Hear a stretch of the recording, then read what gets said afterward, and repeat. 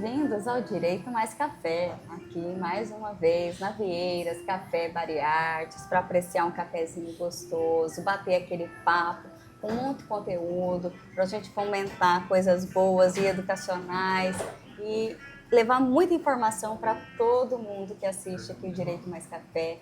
Hoje eu tenho a honra de receber a doutora Estela Welter, professora e advogada de Direito de Família. Foi minha professora na universidade. Exatamente. Foi minha orientadora do TCC. Que ano? Eu formei em 2014. Mais 11 anos. 11 anos. Muito obrigada, Estela, por ter aceito o convite. Sou eu quem agradece. É uma honra participar desse podcast incrível com você. Muito obrigada. Hoje nós vamos conversar sobre comunicação e também falar sobre os regimes de casamento. Muita gente tem dúvida acerca dos regimes de casamento e a comunicação que hoje é tão essencial, né? E que mudou. Eu estava refletindo um pouquinho antes da gente entrar. Na época em que eu terminei a graduação para hoje, o quanto que a comunicação se transformou, né? Antes eram os meios mais tradicionais, ali Exatamente. ainda, as mídias digitais ainda engatinhando, né? Mas não muito utilizadas. Então vamos começar com a comunicação, Estela. Vamos. O que você me diz hoje assim, que você vê assim de essencial na comunicação, principalmente para o profissional do direito? A comunicação, de uma forma resumida, ela tem 5 pilares essenciais. O primeiro é o mais importante e é o que faz mais falta, principalmente desde a faculdade, que é o domínio do conteúdo. Não adianta você dominar várias técnicas de comunicação e criar, né, formas de comunicar se você não domina o conteúdo. Então, o domínio do conteúdo é o pilar mais importante. O que acontece com os estudantes na faculdade, por exemplo, é que na apresentação do TCC muitos travam, né? Isso é um medo, é normal, pode acontecer, muita gente tem medo. O medo de falar em público é um dos principais medos da população. É considerado um dos piores, né? E domina a pessoa de tal forma que ela pode travar, pode chorar e pode até desmaiar. Tem gente que tem mais medo de falar em público do que de morrer. Olha que coisa louca isso, né? São feitas várias pesquisas nesse sentido e o medo de falar em público domina de tal forma que a pessoa fica paralisada. Mas, se a gente fizer uma nova pesquisa para analisar se este medo tem o condão de travar mais quem está com o conteúdo completamente estudado, entendido, ou seja, dominado o conteúdo. Com relação àqueles que não se prepararam adequadamente, com absoluta certeza, o índice de pessoas que podem ter problemas de travar, de desmaiar, de chorar, de esquecer tudo, é de quem não se preparou adequadamente. Então, há pesquisas com palestrantes ou com pessoas que fazem lives ou apresentações e eles ensaiam centenas de vezes. E aí chega o meu digníssimo aluno que quer estudar um TCC um dia antes da apresentação. É óbvio que os problemas são recorrentes, né? Os problemas podem acontecer. Então, o domínio do conteúdo é essencial. Se você domina o conteúdo, você vai ensaiar, você vai se preparar. Então, aí fica mais fácil você criar as técnicas ou aplicar as técnicas para poder falar sobre aquele conteúdo. Mas até para estar pronto para alguma pergunta, alguma coisa, alguma indagação, vai estar pronto para responder, porque tem domínio daquilo que está dizendo. Com certeza, mas não. As pessoas acham que uma breve leitura sobre o assunto é suficiente e não é. Você precisa dominar o conteúdo. Então, esse é o primeiro pilar. E aí existem outros, mas o primeiro é o mais importante. Então, primeiro pilar, domínio do conteúdo. Segundo pilar, autoconhecimento e autoconfiança. Se eu vou falar em público, não importa que público seja, pode ser uma apresentação de TCC, que tem 2 ou 3 membros avaliadores, pode ser uma live, uma apresentação de vendas numa empresa, uma palestra. Eu preciso me conhecer e saber quais são os meus pontos fortes. Eu não vou inventar, por exemplo, do meu caso, se eu me conheço e como eu me conheço, de começar a falar do meu conteúdo só fazendo piada, porque eu sou péssima. Eu não sei contar piada, eu sei criar algumas situações de humor, principalmente quando eu falo de casamento, todo mundo gosta, não casa, todo mundo gosta, mas contar piadas especificamente não é o meu forte. Já para um comediante que faz stand-up e é uma forma de falar em público, né? Ele tem que saber. Senão, como é que ele vai fazer a comunicação, que é o objetivo, né, do stand-up? Ele vai contar piada. Então, se ele se conhece, se ele sabe quais são os pontos fortes dele, se ele tem confiança naquilo que ele está fazendo, é muito mais fácil para ele também. Então, eu domino o conteúdo, sei o que eu sou capaz de fazer, o que eu faço melhor, o que eu não faço tão bem. Então, eu vou... as limitações, né? Exatamente. Cada um tem a sua limitação. A pessoa às vezes quer inventar alguma coisa porque todo mundo está fazendo, mas não vai dar certo para todo mundo. E aí o terceiro pilar, a voz. Eu tenho que saber usar a minha voz, fazer a entonação adequada, falar com mais força ou com menos força quando necessário, fazer as pausas. Então, às vezes, até pelo próprio nervosismo, a pessoa começa a falar, então, Equiel, eu estou aqui para te apresentar esse TCC, e começa aquele desespero. Isso também não pode acontecer. Pisa no acelerador e vai embora sem dar uma pausa. Exatamente. E fica incompreendido. Sem nenhuma possibilidade de compreensão.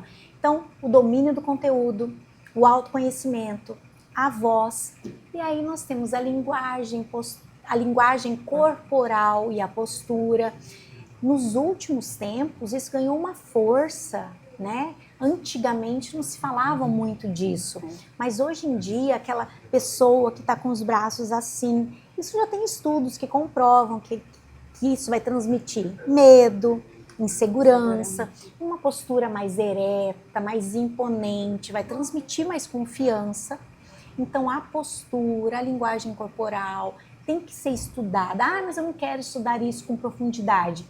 Estude pelo menos os pontos importantes. O básico, pelo menos, é necessário.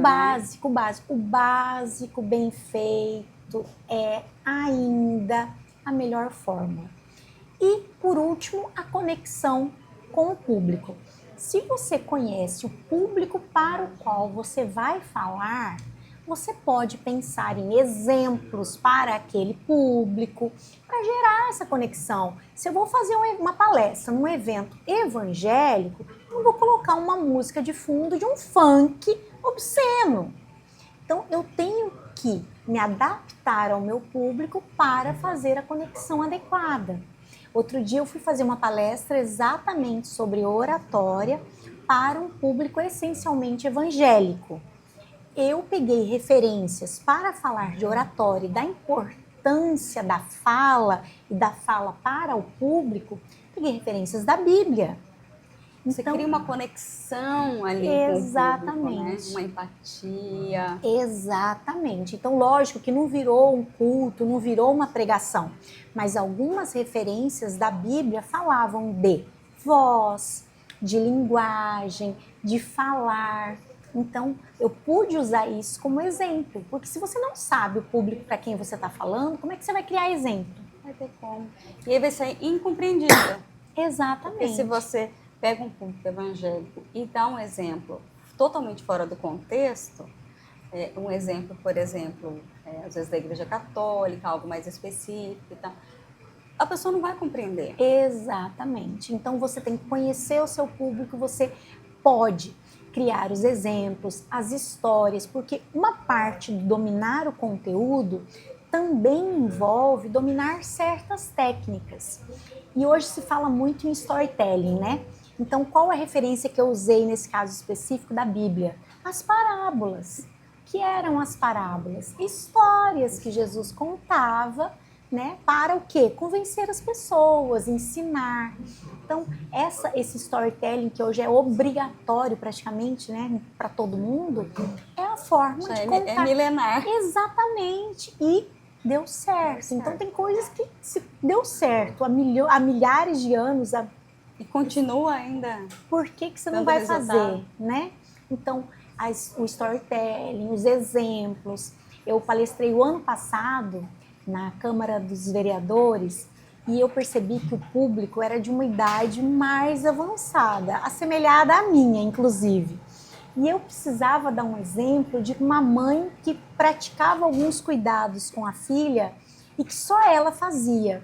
E aí eu me lembrei de uma latinha de Neucid que fazia teca, teca, teca, teca. Eu sou traumatizada quando eu sei disso. Todo mundo se identificou, porque todo mundo conhecia a latinha e teca, teca, teca, o barulhinho que a latinha fazia. Então, eu sabendo como era o meu público, eu já pude pensar num exemplo adequado, né? Os anos 80, 90, todo mundo ali Olha, um sofrimento, nem vamos falar tanto sobre isso. Dessa poeirinha branca. Meu Deus. Mas todo mundo usava, todo mundo né? usava. Naquela faixa etária, né? Mais alta, no caso. Então, essas técnicas, elas só podem ser desenvolvidas se você conhece seu público, se você domina o seu assunto, se você domina o seu tema. Então, isso é muito importante. Se um exemplo desse é utilizado para os adolescentes hoje, ou jovens com 20, 30 anos, não vão saber nem o que é. Não vão entender a referência. De jeito nenhum. Minha filha, que fez 23 anos ontem, ela não... Nossa, acho que eu ia presa, né? Se usasse um negócio desse. Hoje em dia, Deus o livre, não né? Pode, né? Então, mas o público naquele dia Era conhecia, o costume, né? se identificou. E a fralda na cabeça. E todo mundo riu, todo mundo se identificou, todo mundo lembrou.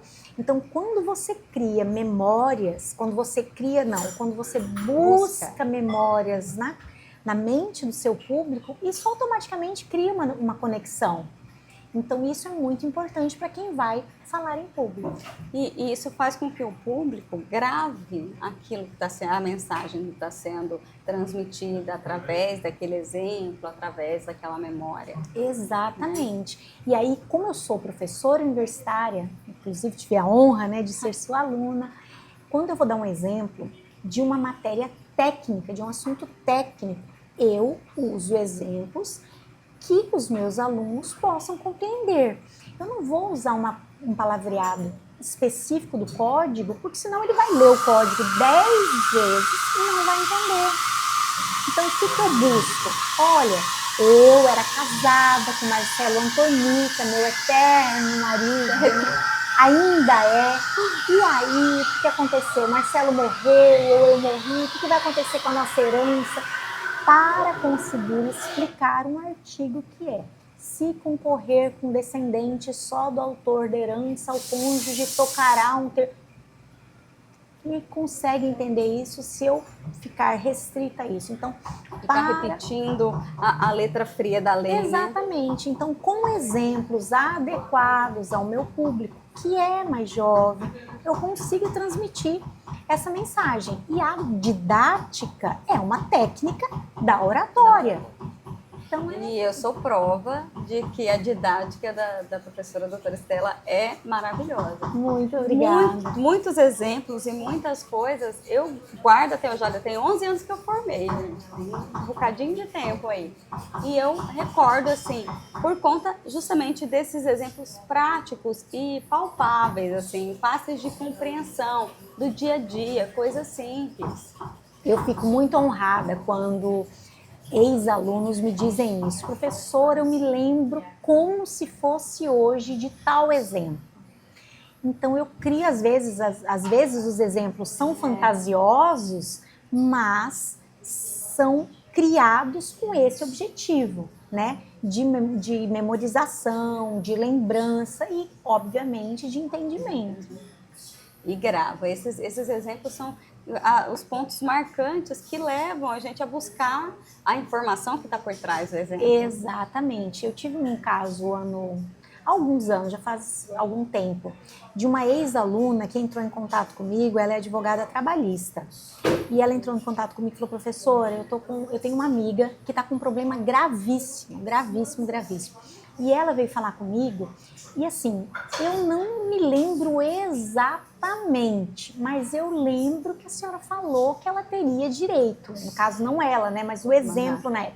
Então, eu me lembro de um exemplo que a senhora deu e eu tenho certeza que vai encaixar no caso dela, mas eu não tenho absoluta certeza do que se trata, mas eu lembro do exemplo.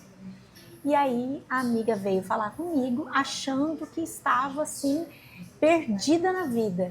E eu realmente identifiquei o problema e era o exemplo que essa minha aluna tinha falado. Então ela lembrou e conseguiu, porque se ela não tivesse lembrado disso, a amiga ia se conformar com o que estavam passando ali para ela, que ela não tinha direito a absolutamente nada. Ia ficar prejudicada sem conseguir chegar ao direito que ela realmente tinha. Exatamente. Exatamente. É importantíssimo essas sacadas, assim. Eu falo que é uma sacada muito boa, porque esses exemplos vão se perpetuar, como se perpetuam.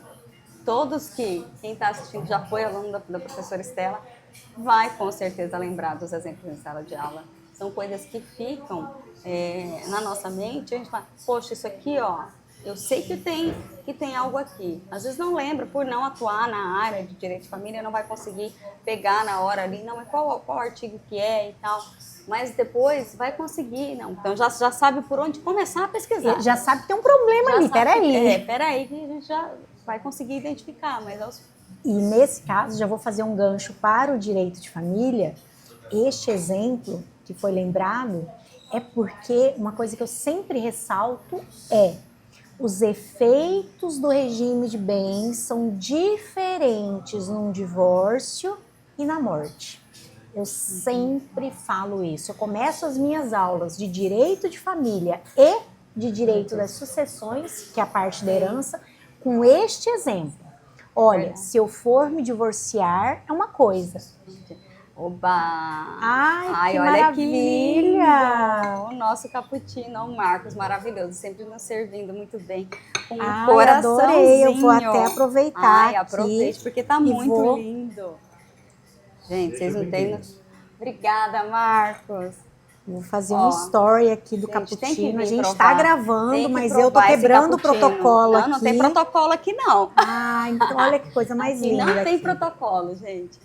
E este cappuccino. Olha o cheiro, que delícia. Vou marcar aqui o Vieiras. Não, o Marcos, ele faz uma arte no cappuccino. Lindíssimo. E essa espuminha é batida à mão. É incrível.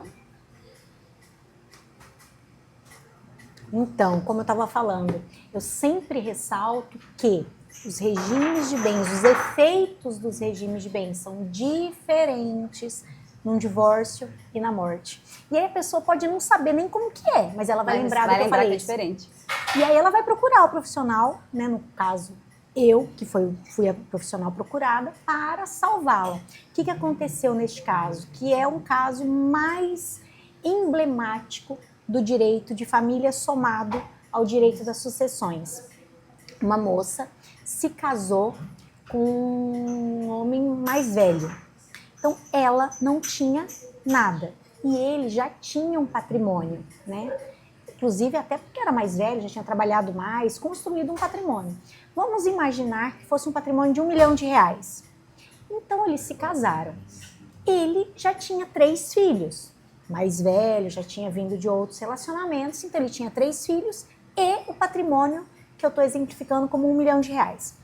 Quando um senhor vai se casar com uma moça mais jovem, que não tem patrimônio, e ele já tem 3 filhos, qual que é a preocupação, tanto dele, né, ou até mais da família, muitas vezes? A proteção do patrimônio.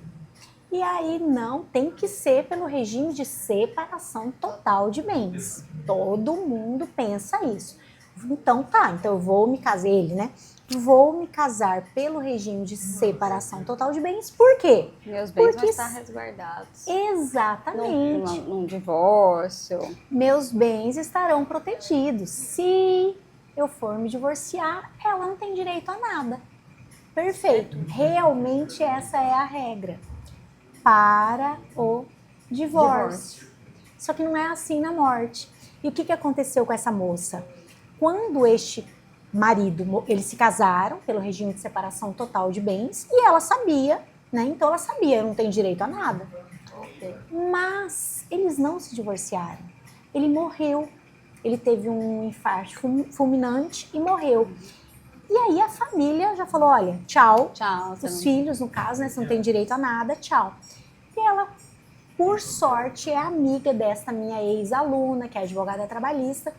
E ela falou, olha, eu não me lembro exatamente, mas a minha professora falou que não é assim. Então você vai falar com ela. E ela veio falar comigo. E realmente não é assim. E como que é? Ela não tem direito à meação. O que é a meação? Meação, metade do patrimônio de cada cônjuge. Então, num divórcio, se o casal tem direito à divisão dos bens, metade é meu, metade é do meu marido, perfeito. Na separação de bens, isso não existe.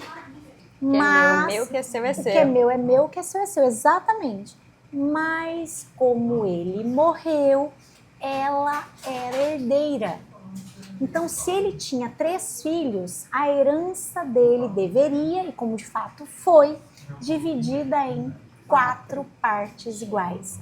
Então, ela não era meira, porque ela não era dona de metade do patrimônio, mas pela lei ela era herdeira. Então, assim, foi, até hoje ela me agradece, fala comigo.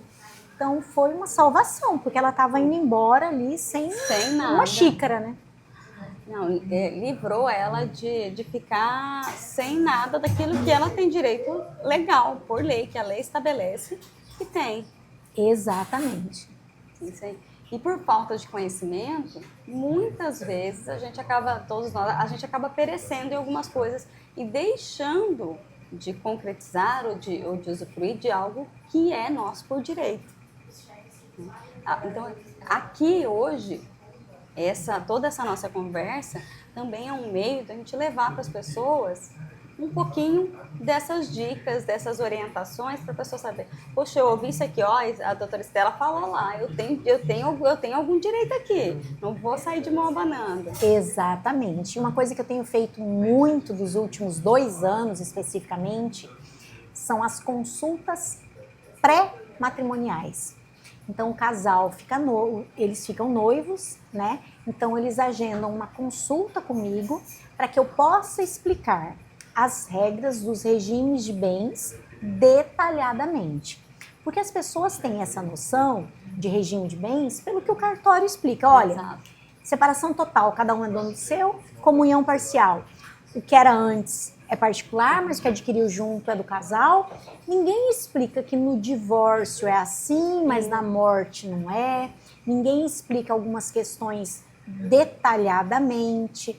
Então, esta consulta, eu entendo que é muito importante, porque é preventiva. É essencial.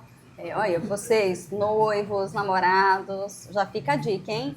Quando forem começar a pensar em casamento e organizar, agenda uma consulta com a doutora Estela para tirar todas as dúvidas, porque esse é o momento de sanar as dúvidas e escolher qual o melhor regime adequado para vocês, que vocês mais se identificam, que vocês acham mais adequado para a vida do casal. Exatamente, só que aí tem um problema, né?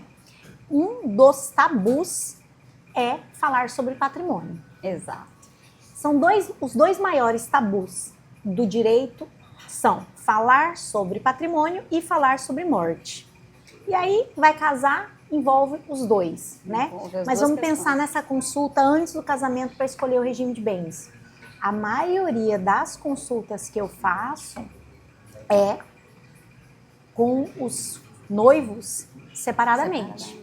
Então, primeiro, me procura, olha, eu queria fazer uma consulta para entender melhor o regime e tal. Eu pergunto, você quer fazer sozinho ou com o seu noivo. Ah, não, eu quero fazer sozinho porque eu tô com vergonha de falar tal coisa, tô com vergonha de falar tal coisa.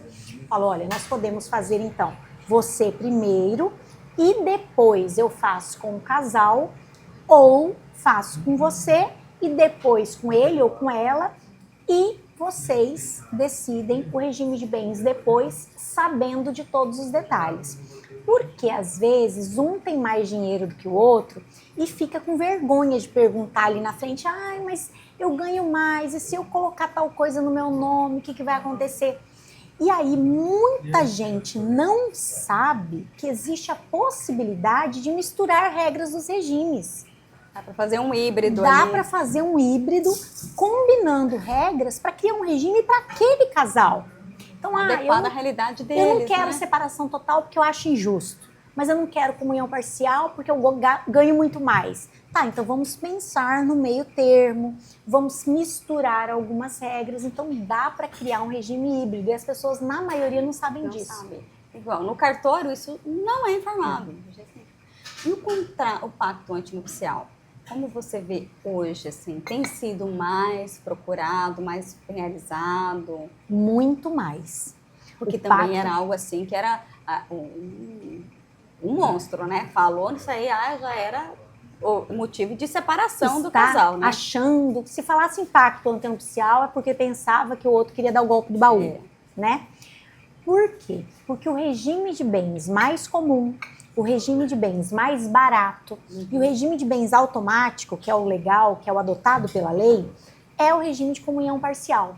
E este regime não exige o pacto.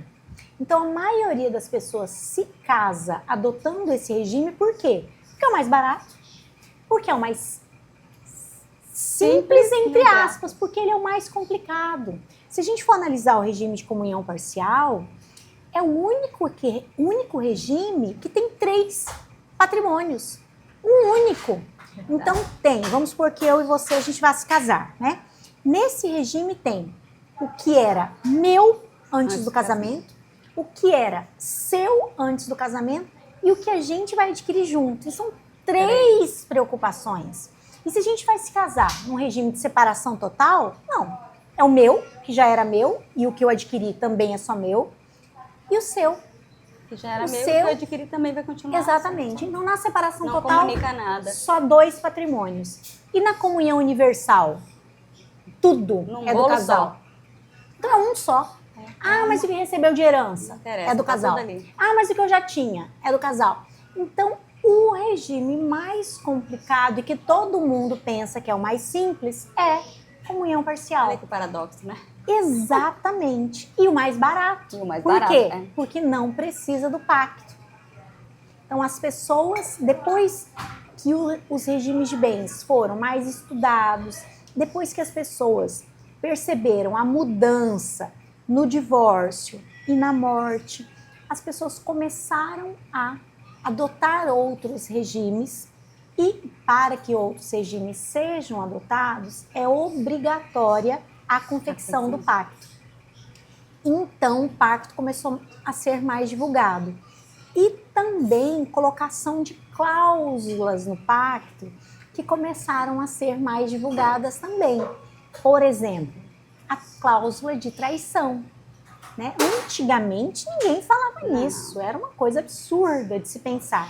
Hoje em dia, existem pactos que prevêem cláusula de 160, 180 mil reais em caso de traição. Uma multa, como se fosse uma multa, uma multa, exatamente. Uma multa pela traição. Fica a dica aí, ó. O problema é, o que é traição para você? É muito subjetivo. Né? Muito subjetivo. E para o casal? Pode ser que para este casal, para o cônjuge é uma coisa e para o outro é outra coisa. A cláusula de traição não precisa se referir especificamente ao ato sexual. Então, o que é traição já é um problema extremamente complexo. E para colocar essa cláusula, eu acredito que o essencial seria que o casal entrasse num combinado ali, vamos dizer, do que eles considerariam traição, do que seria traição. Traição vai ser considerado para fins dessa multa se você tiver um ato sexual contra a pessoa. Eu também entendo, né? que isso é obrigatório, Não, ó, de extrema importância. Traição vai ser considerado se você trocar nudes com outra pessoa. Então, assim, isso tem que ser... É o preto no branco, como se diz, né? Ali no papel descrito, para não ter essa subjetividade que pode levar a um processo judicial que não termina nunca. Que não termina nunca, que vai se arrastar por anos. Porque, gente, cada cabeça é uma sentença. Cada um vai interpretar tudo. O meu ponto de vista daqui é um, o da Estela é outro, o do Marcos ali é outro. Então, cada um vai ter um ponto de vista de acordo com o seu olhar. Exatamente. E mesmo que o casal não crie essas cláusulas tão específicas, tão estranhas, né? Vamos dizer assim. Ou mesmo, extremas, né? Exatamente. Mesmo que o casal não crie essas cláusulas, mas uma consulta prévia para que o casal entenda como funciona o regime de bens, eu entendo que é essencial. Tem gente que não sabe, por exemplo, que a minha casa, que já era minha, que eu ganhei da minha mãe quando era criança, por exemplo. Então, essa casa já era minha. Eu me caso no regime de comunhão parcial. Ele vai ter direito? Não. Se a gente for se divorciar. Mas enquanto eu estiver casada com ele, ele precisa assinar, ele precisa autorizar, caso eu queira vender, doar, hipotecar. Então, as pessoas, não, mas como assim? Não é só minha? É. Se a gente se divorciar, ele vai ter direito? Não. Mas então por quê? Primeiro motivo, porque está na lei. Já é o motivo mais importante. E aí tem uma série de princípios envolvidos e tal. E um outro motivo é, de acordo com a nossa legislação, se eu morrer, ele é herdeiro daquela casa junto com a minha filha. Exatamente. As pessoas não sabem disso. Então, quanto mais as pessoas estejam informadas, menor a possibilidade de litígio depois. Exato. Porque as maiores brigas são por quê? Porque eu achei que era assim, então agora eu não quero. Eu pensei que era assado. Mas eu não concordo com isso. Falta de informação. Exatamente. Exatamente.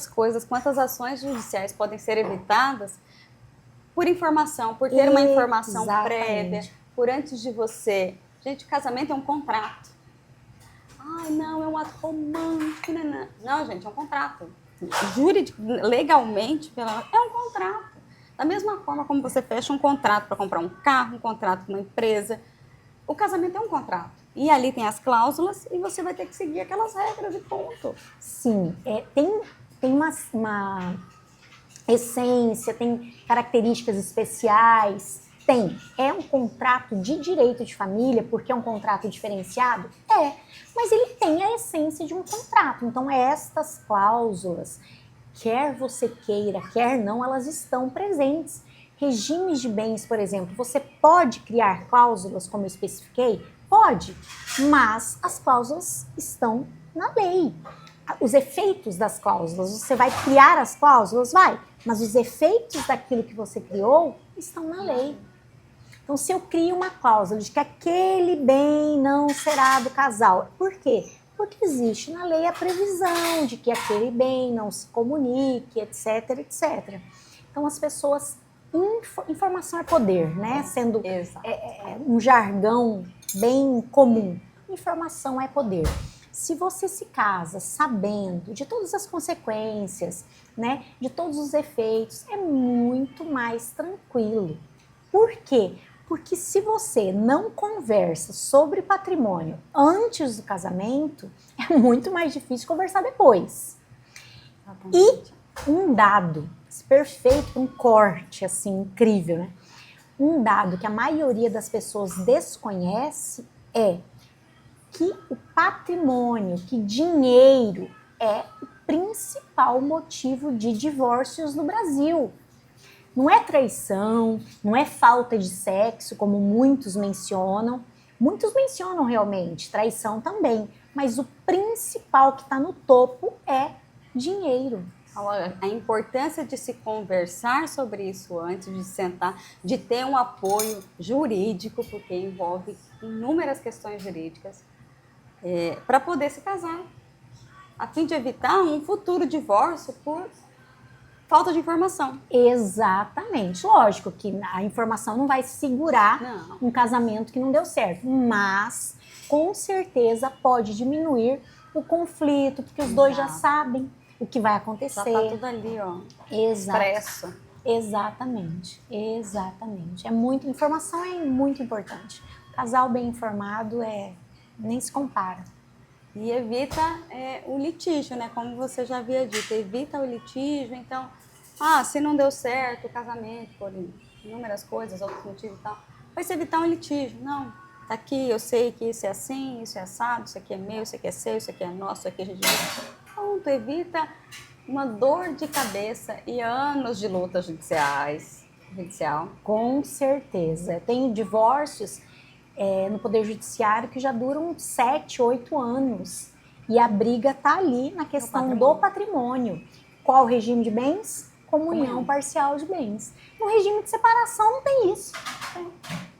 No regime de separação, a gente coloca na petição assim: o casal escolheu o regime de separação total de bens, vírgula. Portanto, não há bens a partilhar. Bom, acabou o problema.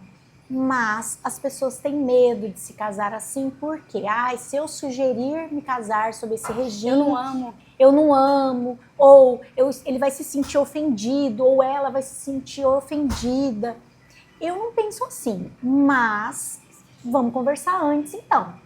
Né? Vamos conversar para que vocês entendam todos os problemas, todas as consequências. Mas eu vou ganhar uma herança porque eu tenho uma família rica e tá todo mundo velho, vou morrer, né? Todo mundo morre.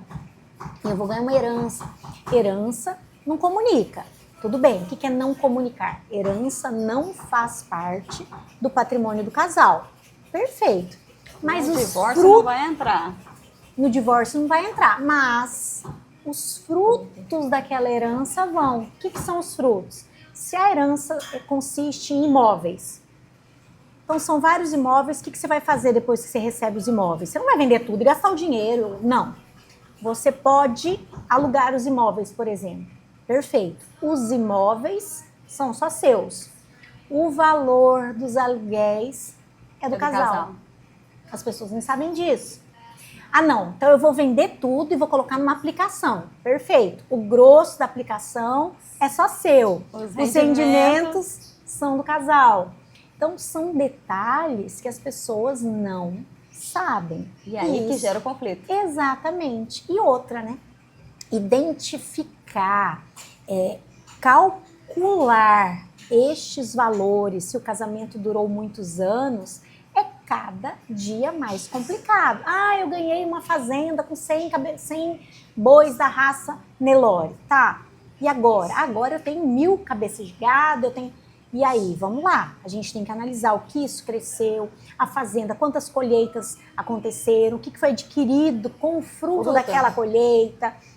Tudo isso envolve este sistema que é extremamente complexo, chamado regime de bens.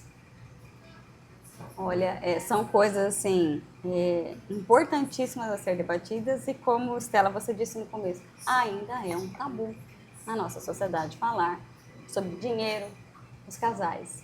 Muito, muito. Tem casais que preferem não conversar sobre isso. E aí, simplesmente ignora, se der algum problema, vai ter que resolver na justiça. Lógico que o problema fica mais grave. O casal nunca conversou sobre aquilo.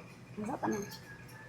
E aí, voltando para a oratória, quando eu vou atender ou um noivo ou um casal, eu vou explicar os regimes de forma simples, de forma didática, questionando como é a situação patrimonial de cada um. Por quê?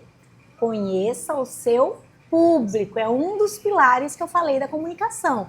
Então, eu vou perguntar o que aquele casal tem de patrimônio, qual é a preocupação de cada um, para poder explicar os regimes e dar os exemplos adequados para aquele aquela casal. Realidade, né? Não adianta eu pensar num casal milionário e dar um exemplo adequado a eles e um casal que só tem uma casinha. Não é a mesma coisa. Eu tenho que me preocupar com a moradia futuro casal ou ex-casal, se vier um divórcio. Então, cada regra tem que ser pensada de acordo com a realidade daquele casal. Não tem uma fórmula geral. Não tem.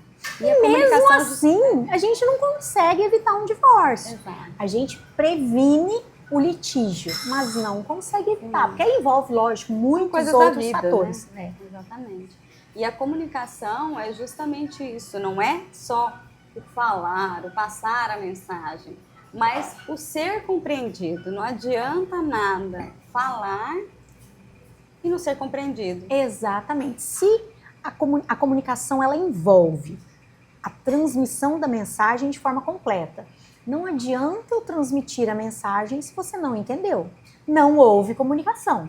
É importante. Ficou quebrada ali, exatamente. Né? É importante tanto que eu transmita quanto que você receba de forma compreensiva. Senão, não houve a comunicação. E até para se ter um feedback ali, né? Da pessoa poder retornar para fechar essa linha de comunicação, né? Um vai e volta, um bate e volta dessa comunicação. Exatamente.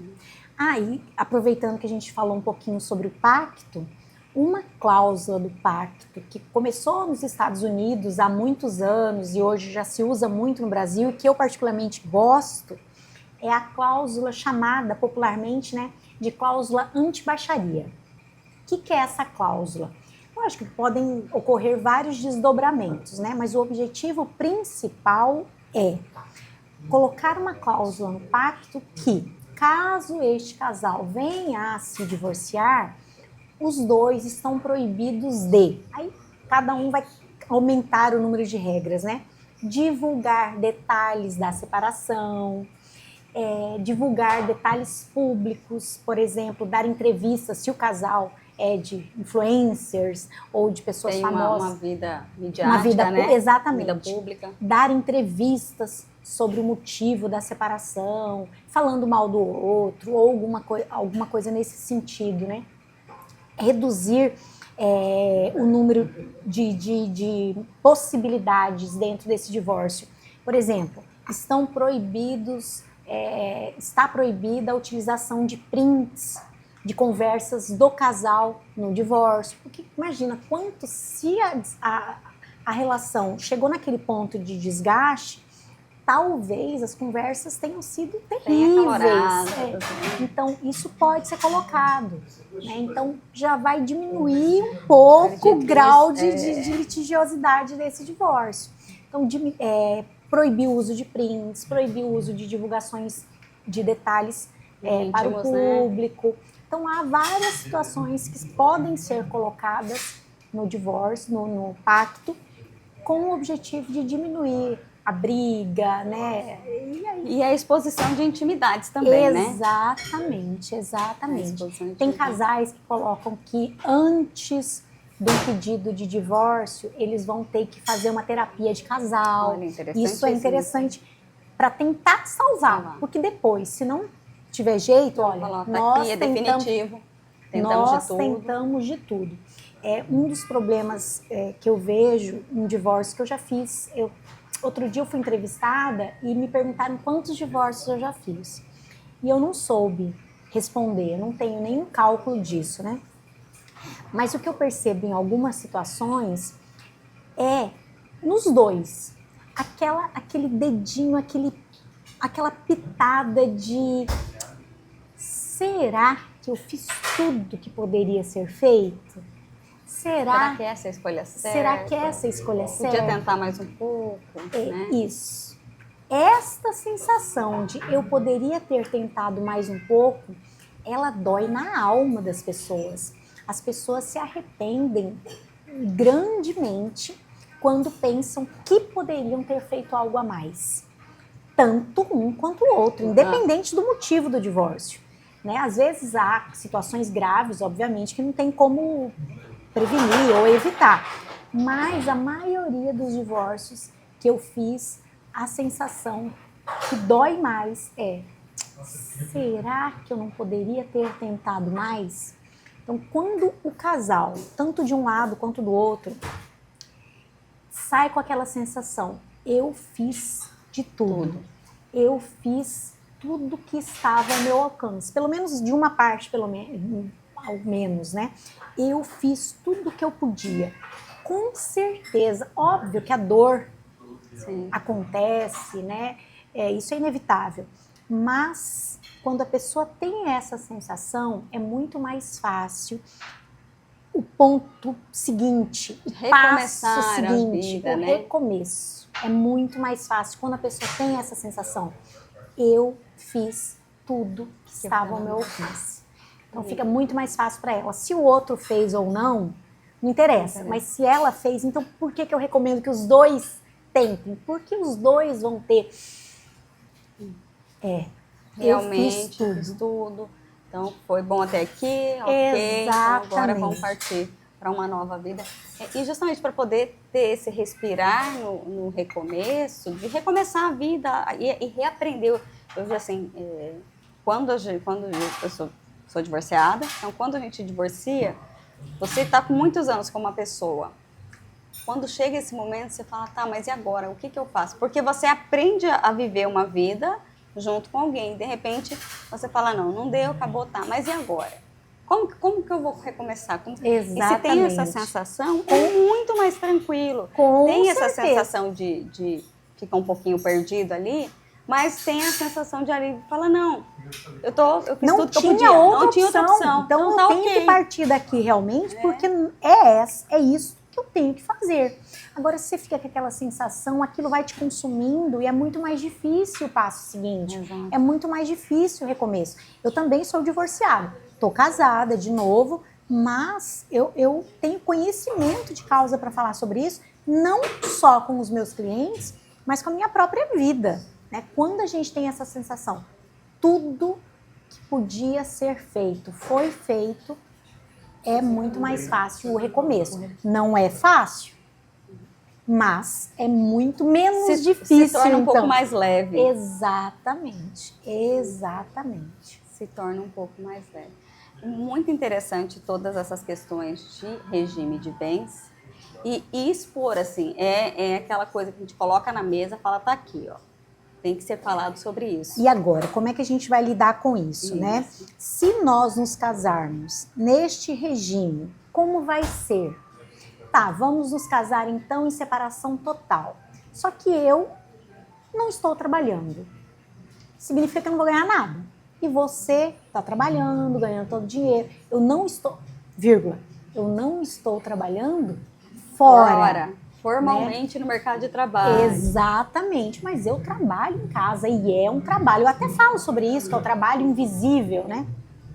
Que não é valorizado. Invisível não porque ele não é visto, porque ele é visto, mas porque ele não é valorizado. Então, eu trabalho em casa, você trabalha fora. Tudo bem? Nós podemos lidar com isso? Podemos. Então, tudo bem. Mas a questão do patrimônio, se a gente se casa sob o regime de separação total, num divórcio, eu não vou ter direito a nada. Ah, mas eu ouvi falar que tem os alimentos, não sei o que, não sei o que. Isso é outro assunto. Eu estou falando da divisão do patrimônio. Então, o que a gente pode fazer? Pensar em alguma cláusula que depois de um tempo, algum bem seja passado para o meu nome. Então, olha, depois que você comprar 2 casas, uma coloca no meu nome. Porque, mas se comprou junto. No regime de separação total, não importa. Nada junto. Não existe esse junto, exatamente. Então, vamos pensar em cláusulas que possam solucionar este problema. Só que se isso não é conversado, não tem como solucionar. E aí chega um divórcio e você vê que, nossa... E aí a bomba explode ali no divórcio. Exatamente. E a pessoa se vê desamparada, né? Completamente. Então, se a gente conversa antes, se analisa as possibilidades, mas eu não quero assim, porque eu também não acho justo que eu vá trabalhar e ganhar muito, e aí tudo vou ter que dividir, tá? Então, não é esse o regime de comunhão parcial que você tem que casar. Porque tem gente, até hoje, eu ouço de algumas clientes, meu marido, ou vice-versa, né? Mas ainda é o mais comum que a mulher esteja em casa e que o marido diga, não, você não tem direito a nada porque fui eu quem pagou. Isso não existe no regime de comunhão parcial. E este regime, complementando, que eu esqueci dessa parte, é o regime que se aplica à união estável. Boa, chegou uma outra parte essencial, a união estável. Eu não sou muito favorável à união estável. Por quê? Porque é muita informalidade para uma coisa muito séria. Então, mas a gente tem anos juntos, a gente tem filhos e tal, não tenho que duvidar que a gente vive em união estável. Não tem mais para você, né? Se a outra parte tem filhos de um outro relacionamento, eles podem alegar que não existia uma união estável. Se vocês tinham vários rompimentos, pode ser que não haja uma união estável. Então, tem uma série de fatores que tem que ser analisados. Mas se eu fizer um contrato de união estável, eu estou protegida? Tá, em tese tá. Mas se você vai fazer um contrato de união estável, por que não casa? Né? Este contrato, ele é uma garantia, mas não todas. Eu sou favorável ao casamento. Existem situações também com relação à união estável, a data de aquisição do patrimônio.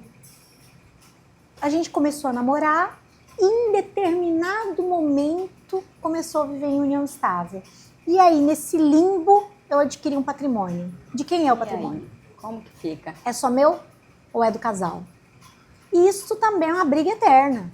Porque se é um relacionamento de muitos anos, nem você vai lembrar a data exata e nem a outra parte. Mas tem ali a escritura.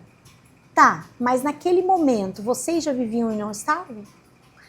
Eu não lembro exatamente o dia que a gente foi. Até porque nos relacionamentos, às vezes acaba ficando assim, começa a namorar e de repente, um passa um dia na casa do outro e tal, e vai indo até que certo dia, aos pouquinhos, na hora que vê, tá morando junto. Tipo, a hora que assusta, tá morando junto. Exatamente assim que eu explico para os meus alunos. Como que é o namoro, né? Estamos namorando. No começo, cada um na sua casa. Depois, principalmente se eles moram sozinhos, né? No final de semana, vai dormir no sábado. Começa com sábado. Por quê?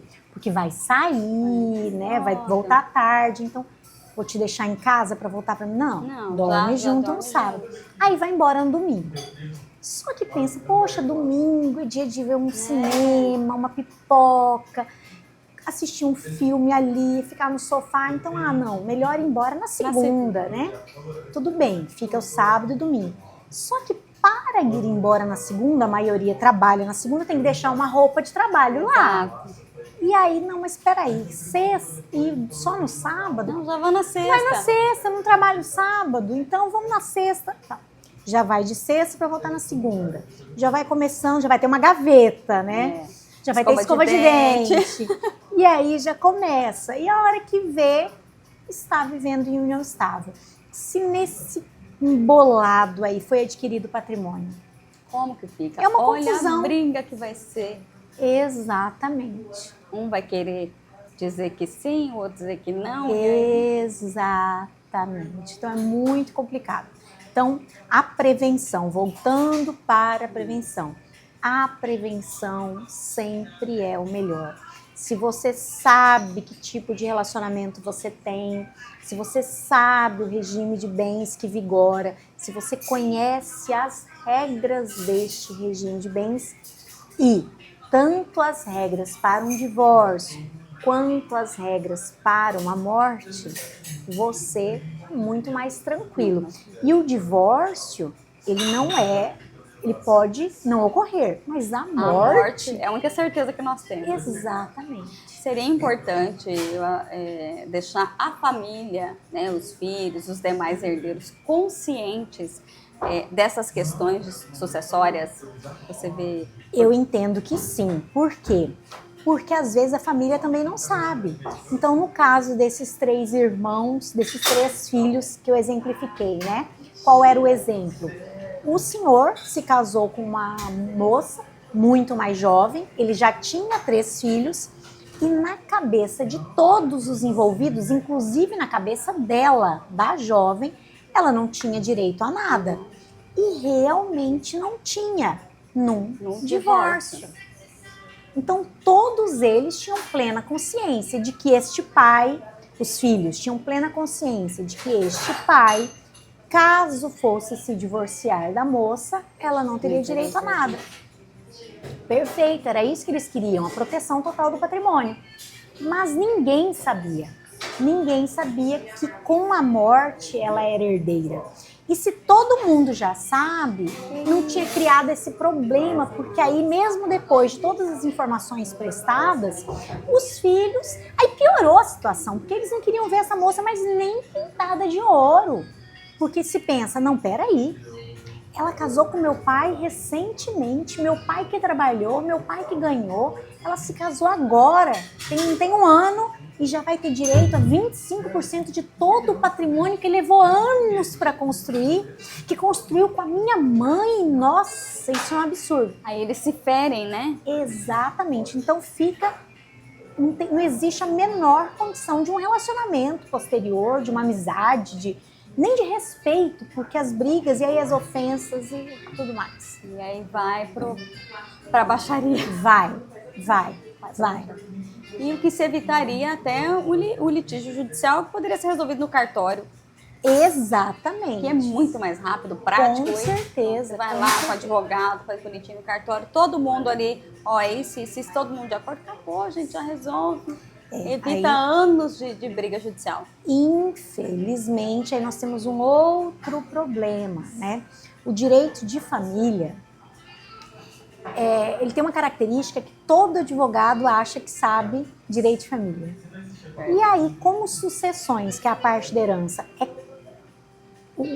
a disciplina posterior ao direito de família e que envolve muitas questões relacionadas ao direito de família, todo mundo acha que sabe também.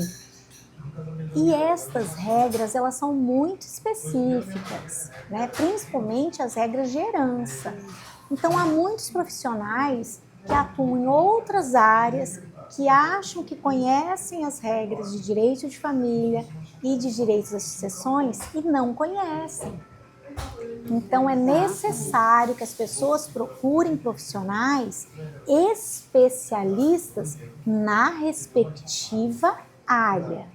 Então, se você precisa de um advogado que resolva um problema com impostos, vá procurar um advogado tributarista.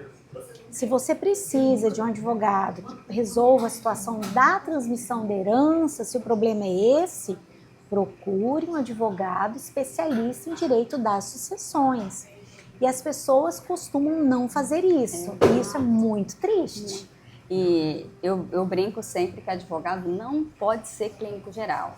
Não dá. O nosso direito é muito amplo. Exatamente. Então, nós temos que nos especializar. Não dá para querer advogar em tudo e achar que sabe tudo. Que não, você vai acabar pecando porque tem muitas minúcias ali. Muitas minúcias e que mudam. Né? Constantemente. Constantemente. Existem muitas leis que vão surgindo e quando não surgem as leis, surge a jurisprudência, ou seja, julgados que vão atuando naquele tema de tal forma mudando que aquilo... as orientações, as direções, as interpretações, né? Exatamente. E isso é uma fonte da lei. Então as pessoas acham que não, peraí, eu advogo com direito do consumidor, mas eu vou fazer esse divórcio aqui porque tá fácil. Não é bem assim. E às vezes acaba prejudicando o cliente, né? Exatamente. Exatamente. E é complicado, né? Um colega. Mas é só cada um se especializar na área que pretende atuar. O problema está resolvido. Né? Como se você está com problema no coração, você vai procurar um cardiologista, né? Se você está com um problema na pele, vai no dermatologista. E assim por diante. Então, da mesma forma, quando a gente tem algum problema específico no nosso corpo físico, nós vamos atrás do profissional especialista naquela área, não é o clínico geral que vai resolver tudo. No direito, dos nossos problemas que relacionados ao direito, também tem que ser assim. Quando nós temos alguma situação, envolve direito penal, então eu vou procurar um advogado criminalista. envolve questão tributária, vou procurar um advogado especialista em direito tributário. E de família e sucessões, a mesma coisa, gente. Não adianta você procurar alguém, só porque é um amigo, é isso ou outro. Não, as coisas são muito sérias e as mudanças são tão constantes na lei e na jurisprudência, e nos entendimentos, resolução de CNJ, resolução de CNMP, que tem que estar, só quem é especialista na área, atua especificamente naquela área, vai conseguir acompanhar. Exatamente. Eu uma vez fui contratada para socorrer um inventário no qual foi falado para o meu cliente que a divisão da herança era de tal forma e ele estava convicto daquilo nossa, já criou uma animosidade, era um litígio da morte do companheiro. Então, já envolve uma união estável, ou uma afetiva, é um tema complexo. Aí vem o relacionamento com a sogra, e aí criou-se um problema ainda maior. Por quê? Porque a forma de divisão de herança foi explicada totalmente errada, completamente. Então, para socorrer isso depois, é muito mais difícil. Porque cria uma expectativa. Não, a minha parte é tanto, a parte dela é tanto. E não era. Então, isso cria uma expectativa, as pessoas daí não querem ceder. Se o advogado, desde o começo, tivesse conhecimento específico, as informações teriam sido prestadas de forma correta. Pode ser que o litígio não pudesse ser evitado? Pode, mas pelo menos não ia criar uma expectativa além do que foi criado. E evitar uma animosidade que se instaurou ali, né? Exatamente. E aí, a comparação que você fez com a medicina, nós, advogados, até com mais experiência, a gente tenta conscientizar as pessoas dessa diferenciação, até com relação à cobrança de consulta. Você vai procurar um médico especialista em uma determinada área, uma ginecologista, por exemplo. Vou procurar uma ginecologista, eu não vou procurar um clínico geral para tratar de um problema ginecológico, de jeito nenhum. Eu vou procurar uma ginecologista. Então, por que não direcionar a procura do advogado especialista? Tudo bem, eu vou procurar o ginecologista e certamente eu vou pagar a consulta. Com certeza. A não ser que eu tenha plano de saúde, mas aí é outra coisa, porque o plano de saúde vai pagar a consulta. Mas alguém vai pagar a consulta. Mas para o advogado, a resistência ainda é muito grande com relação ao pagamento da consulta. Né? As pessoas, não, mas eu só quero fazer uma pergunta. Não, você não quer fazer uma pergunta, você quer que eu solucione o seu problema. Mas é só uma pergunta. A resposta a esta pergunta demandou 20 e tantos anos de estudo. Eu tenho conhecimento técnico específico para responder algumas perguntas com muito mais facilidade. Seu patrimônio intelectual que está sendo utilizado ali para responder esses questionamentos. Exatamente. Aí são anos de estudo, pós-graduação, mestrado, atualizações constantes. Eu nunca parei de estudar. Eu sempre falo que o profissional do direito, qualquer área que ele atue, ele nunca deixa de estudar. Nunca. Não tem como. Imagine, eu sou convidada para fazer uma palestra e eu chego na palestra, vou falar sobre determinado tema, aí vem alguém e pergunta, mas a lei que a senhora está mencionando aí foi revogada.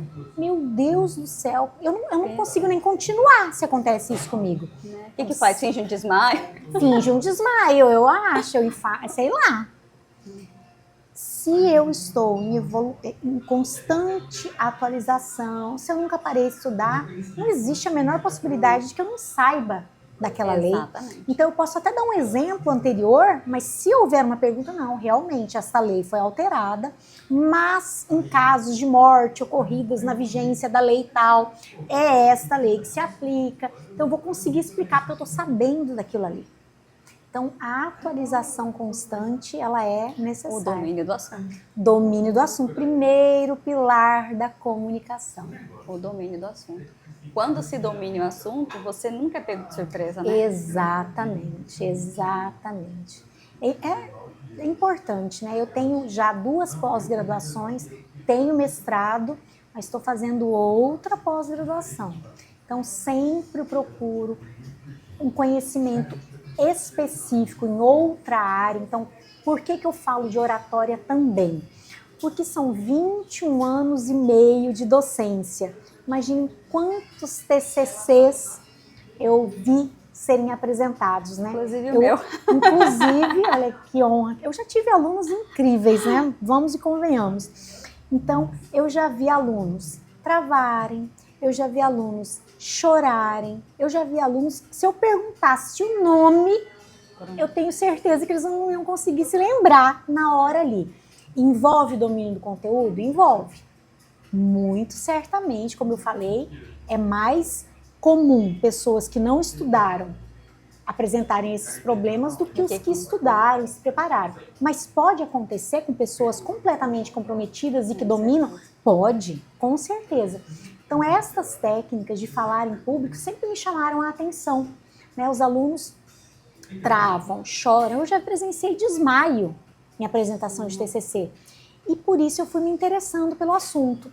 E isso somado à quantidade de alunos que sempre me falam, professora, mas a senhora explica com tanta facilidade, né? Como você mesmo comentou. E é fato. Professora, eu consigo entender com tanta facilidade que a senhora explica. Então eu me interessei em um estudo sobre o assunto. E por isso eu fui estudar oratória, eu terminei um MBA o ano passado em oratória, comunicação e palestras. Tenho uma outra pós em didática. Então, esta soma de conhecimentos fora do direito também é necessária. Essa multidisciplinariedade, né? É essencial. Exatamente. O direito, ele se comunica com outras Com áreas. outras Para a áreas. gente se construir como um profissional adequado e qualificado, a gente precisa sair da caixinha. Exatamente. Então, quando eu vou fazer alguma palestra, mesmo que seja sobre o direito de família, o direito das sucessões, direito de mulher em geral, eu utilizo técnicas da oratória para que a palestra atinja o meu público. Como eu mencionei, eu conheço o meu público, eu crio os exemplos adequados, eu crio o storytelling, né? Eu conto as histórias necessárias e que sejam interessantes para aquele público. Eu tento dar as pausas necessárias para minha voz naquele momento, né? Eu tenho uma característica que é de falar muito rápido. Eu falo muito rápido, então é um exercício diário de diminuir a velocidade da voz. Porque senão, se eu for começar a falar rápido, ninguém vai entender o que eu tô falando. E é uma característica minha. Vai na velocidade 2 ali. Exatamente. Então, hoje em dia, né, a gente tá tão dinâmico que todo mundo quer falar e ouvir em velocidade 2. Os meus áudios todos eu já coloco em velocidade 2, porque eu não tenho paciência de ouvir toda a conversa com a pessoa. Se a pessoa manda um monte de áudio ou um áudio demorado, já está na velocidade 2. Então, às vezes, este ouvir tudo em velocidade 2, eu já começo a falar, né? Então, é necessário que eu tenha as pausas adequadas, uma dicção adequada. Eu fui num evento em São Paulo na semana passada, lançamento de um livro sobre oratória. E eu participei de uma dinâmica no começo lá do evento para ganhar alguns brindes. E essa dinâmica envolvia um trava-línguas. E era um trava-línguas que agora até me atrapalhei aqui, mas na hora lá eu falei tão rápido que o autor do livro falou, nossa, né, que rapidez, meu Deus. Mas porque eu faço este trava-línguas com constância. E quando eu falo sobre oratória em algumas palestras, eu levo alguns trava-línguas para as pessoas brincarem, né? Lembrei o trava-línguas. Era chão sujo, casa suja. Casa suja, chão sujo. Fale isso várias vezes e rapidamente. Às vezes, você vai se atrapalhar. Então, a dicção. Alguém reclama? É um treinamento, né? Alguém reclama quando você fala, dizendo que não entendeu nada do que você falou? Pode ser que você tenha que melhorar a sua dicção. Então, a mecanismos para você melhorar a sua fala. E a gente tem que se apropriar deles, né? Que a comunicação é tudo. É tudo. Exatamente. Né? Em qualquer circunstância, tanto na vida pessoal, na vida profissional, na vida social, em todas as circunstâncias, Exatamente. a comunicação é essencial. Numa briga de um casal, a maioria dos problemas está na comunicação. Exatamente. Às vezes, a forma que um fala com o outro ofende mais ou consegue resolver o problema mais rápido, né? A comunicação é essencial. Às vezes não é nem o que foi dito, né? Como foi dito. Exatamente. Isso é muito comum. Não é o que você falou, mas o jeito que você falou, me ofendi. Então, envolve o quê? A comunicação. Tem uma pesquisa do LinkedIn, né? O próprio LinkedIn divulgou essa pesquisa, que a comunicação é uma das qualidades mais procuradas atualmente para a contratação dos profissionais. Então, se aquele profissional que eu preciso para minha empresa não sabe se comunicar, tá fora. Tá fora. Pode ser até mais qualificado academicamente, porém, pela falta de comunicação, por não ter uma comunicação tão adequada, ele está fora. Exatamente. Exatamente. Muito a comunicação mais é essencial. do que ter conhecimento, você precisa aprender a se comunicar para transmitir esse conhecimento. Exatamente. Essa é uma reclamação da maioria dos alunos, né?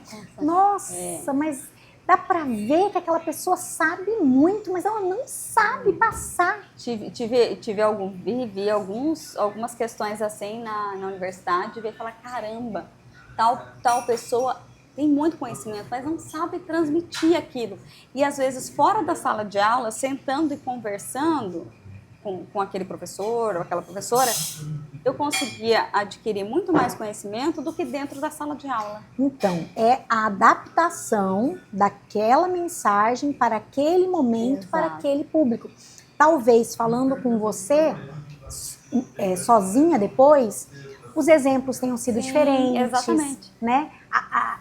A formalidade tenha sido diminuída, porque é muito importante que a gente tenha também o tipo de linguagem adequada ao nosso público para aquele momento. Não é que o grupo de alunos seja completamente leigo, mas é que eles precisam compreender, e as palavras às vezes muito rebuscadas, né? Um palavreado mais arcaico, o tal do juridiquês, que hoje se combate muito, né? A gente tem que evitar esses excessos quando você vai transmitir uma mensagem. O juridiquês, essa formalidade extrema, tanto no falar quanto no escrever.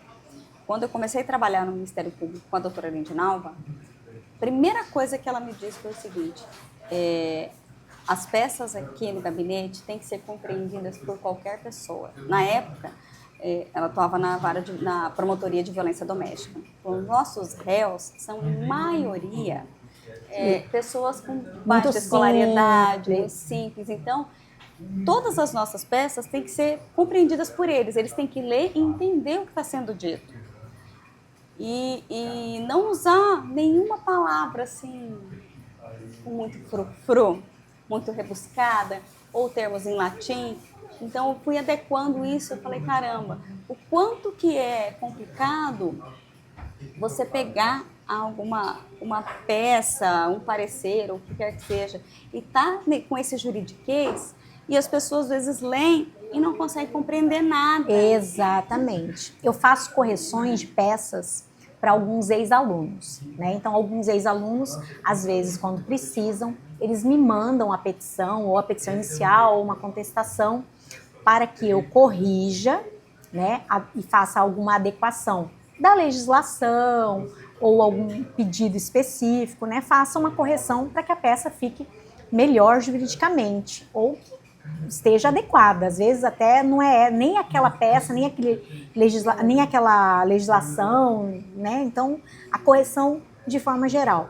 E eu tenho uma colega que foi minha aluna, hoje é minha colega, que as primeiras peças que ela mandava para eu corrigir, eu tinha que ligar para ela para entender o que ela queria dizer naquele parágrafo, para eu poder traduzir para que as pessoas entendessem. Português, claro. Porque eram incompreensíveis.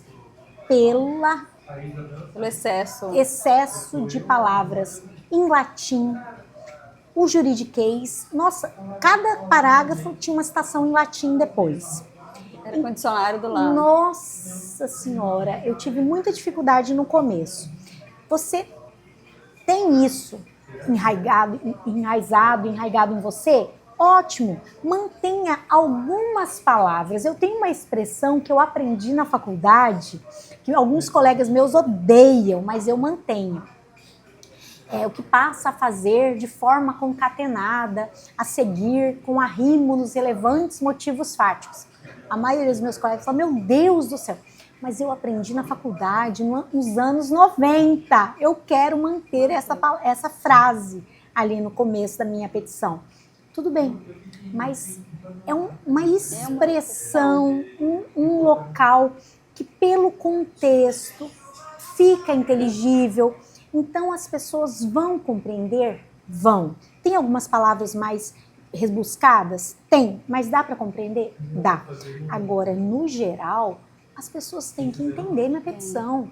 Então, eu vou corrigir uma petição de um aluno. Tem aluno meu que sei o caso, que eu criei o caso, se for um caso fictício, ou que eu sei o problema, eu não consigo entender. Imagine se for para o Poder Judiciário, sem chance. A mesma coisa, essas petições dessa minha ex-aluna. Eu não conseguia entender. Falei, pelo amor de Deus, o que... Não, mas eu quis dizer, não, peraí. Então, nós vamos ajuizar essa ação, você vai estar lá do lado para explicar para o juiz ou para o assessor ou para quem quer que seja que você quis dizer isso, porque eu, que sei do caso, não estou entendendo nada. Então, as pessoas têm que se preocupar com isso. A linguagem tem que ser adequada. Ah, mas a gente está falando da escrita. Mas o mesmo se aplica à comunicação falada. E é aí que entra a oratória, as técnicas da oratória. Estela, muito obrigada. Esse nosso bate-papo aqui contribuiu muito. Estou muito feliz de tê-la aqui, Sou eu quem agradece, sou eu que estou muito feliz, muito honrada com o convite. É uma honra estar aqui, um prazer, uma alegria estar com você. E o Direito Mais Café está sempre aberto para te receber. Muito obrigada. Isso aqui foi só uma pontinha, porque tem muita coisa, muito assunto para a gente poder tratar. Vamos combinar outras vezes. Quem quiser algum assunto específico aí de tema para a gente tratar com a doutora Estela, pode mandar, escrever, olha, gostaria de ver a doutora Estela falando sobre tal tema. Pode mandar para a gente organiza, tá? Pode mandar tanto para o Instagram do Direito Mais Café, quanto para o meu Instagram também, que vai marcar, tá bom? A gente está às ordens para atendê-los. Marcos, obrigada mais uma vez por nos receber aqui. E venham conhecer este café. Que lugar aconchegante, incrível. Eu não conhecia, eu adorei, estão todos convidados. Um ambiente maravilhoso, de muita cultura, de muita educação e com café incrível, que o Marcos é maravilhoso com isso. Mais uma vez, agradecemos aqui a presença da Estela, agradecemos ao Marcos por nos recepcionar nesse ambiente que eu amo. Eu sou a louca do café, já brinco, eu sou a doida do café. Ai, duas então. Não fico sem. E esse bate-papo com café fica muito mais gostoso. Até a próxima! Aê! Ai.